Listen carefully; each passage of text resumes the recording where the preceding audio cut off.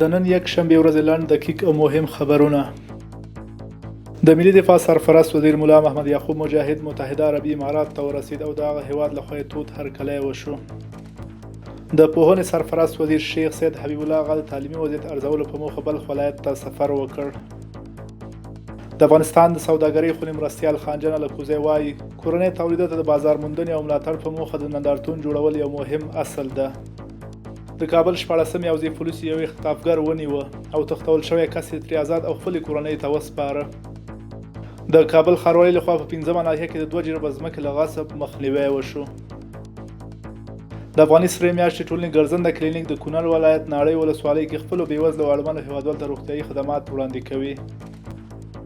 د ریاست الوزرا اقتصادي معاونیت وایي د کابل ښار له بېلابېلو سیمو 1972 سوالګر راټول شوي دي. د عدلیې وزارت د هیواد په 14 ولایتونو کې څه باندې 1500 جریبه دولتي او شخصي غصب شوې ځمکې تثبیت کړي دي. د عامې روغتیا وزارت مالي او اداري معین او ورسره مل پلاوي د واخان روغتیایي مراکزو څخه نظارت او څارنه وکړه. د کابل ښاروالۍ لوري له پل باغ امید تر پل خشتي پورې د سړک جوړولو چارې په چټکۍ او پوره دقت روانې دي. بلخ ولایت کې د 600,000 امریکایي ډالرو په لګښت د پنبې د پروسس او فابریکې کار پیل کړ. د ننګرهار کانال ریاست وایي په نږدې 102 جریبه ځمکه د نارنجو بڼه جوړ شوي دي.